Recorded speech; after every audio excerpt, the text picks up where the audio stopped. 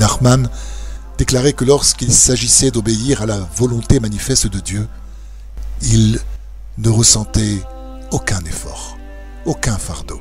Il aurait facilement accepté les plus terribles souffrances du monde, et il savait ce que cela signifiait. Il ne précisa pas lesquelles, ne voulant pas en parler pour éviter d'ouvrir la bouche au Satan, s'il était sûr que c'était la volonté du Créateur.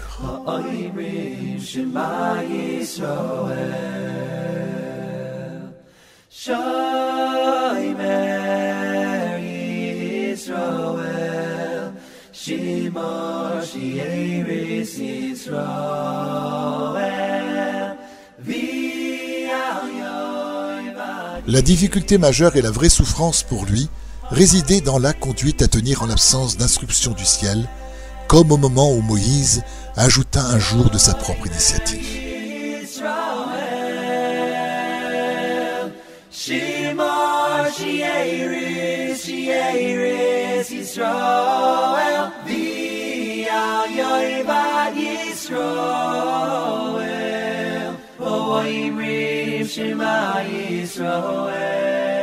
Rabbi Nachman de Breslev ne savait pas comment agir devant une telle situation. Il ressentait terriblement cette responsabilité et s'efforçait de trancher de son mieux. Il souffrait beaucoup de ne pas savoir s'il avait accompli ou non la volonté de Dieu. Il ajouta aussi qu'en brisant les tables de la loi, Moïse avait agi de sa propre initiative. Il développa ce sujet avec force détail.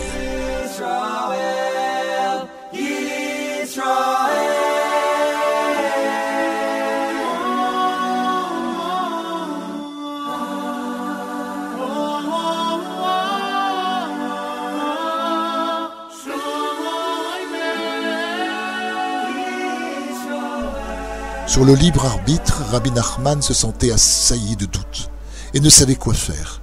Il se demandait s'il lui fallait se débarrasser de sa responsabilité de chef qui ne lui avait pas procuré les satisfactions qu'il en attendait. « J'en ai déjà parlé dans le passé, dit-il.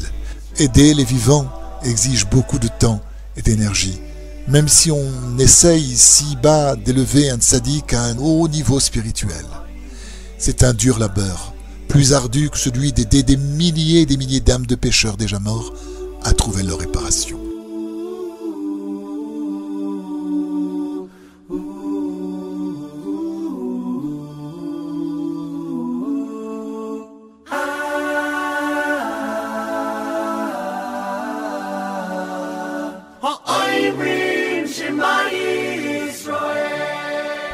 Dans ce monde, les gens jouissent de la faculté du libre arbitre.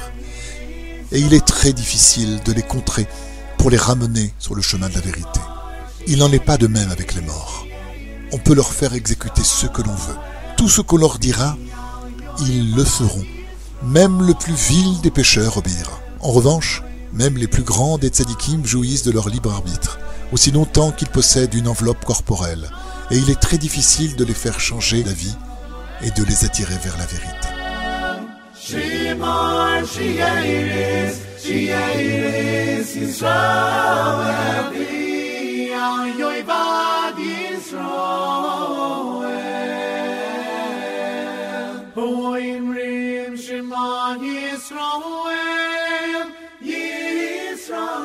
Ainsi qu'il ne cessait de le répéter, il avait sans répit œuvré à rectifier d'innombrables âmes laissées sans réparation depuis longtemps. C'était sa tâche principale. Et c'est la raison pour laquelle il se demandait s'il ne fallait pas s'y consacrer complètement et abandonner son rôle de dirigeant.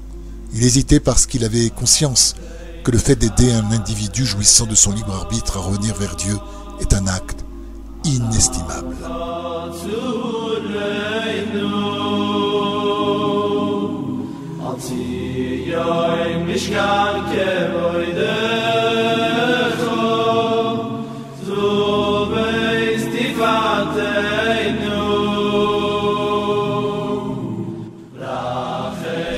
Rabbi Nathan un jour lui demanda: « N'est-ce pas un acte digne de louange que de sauver un individu jouissant de la faculté du libre arbitre ? Certainement, c'est une œuvre incomparable. Cela va sans dire, mais il y a une chose que tu oublies. Le temps que cela demande. Il ne fait pas de doute qu'aider, malgré les difficultés, celui qui possède le libre arbitre à devenir meilleur est un acte extrêmement merveilleux, précieux. Mais il requiert beaucoup de temps et le succès n'est pas toujours assuré. Alors qu'on pourrait employer ce temps à sauver des centaines de milliers d'âmes de défunts.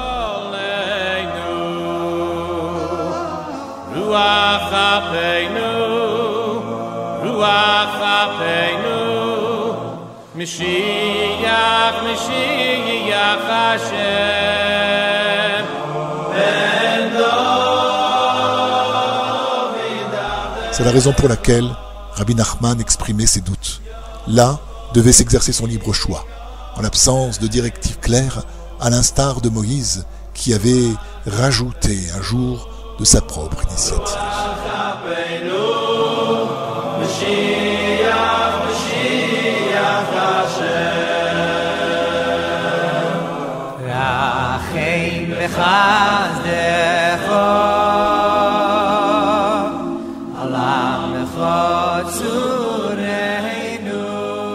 Un jour, après qu'il eut dispensé un enseignement sur un verset des psaumes, le psaume 37, il saisit sa canne et en faisant ses va-et-vient habituels, il dit « Et le bâton de Dieu dans sa main », signifiant qu'il avait complètement maîtrisé son libre arbitre.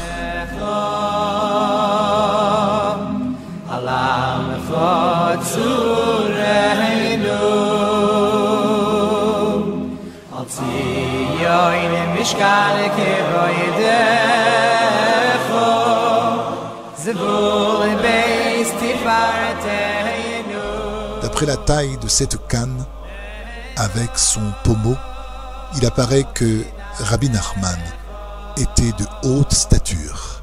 Cette canne était si sainte que les gens prenaient un soin extrême avant de la saisir dans leurs mains.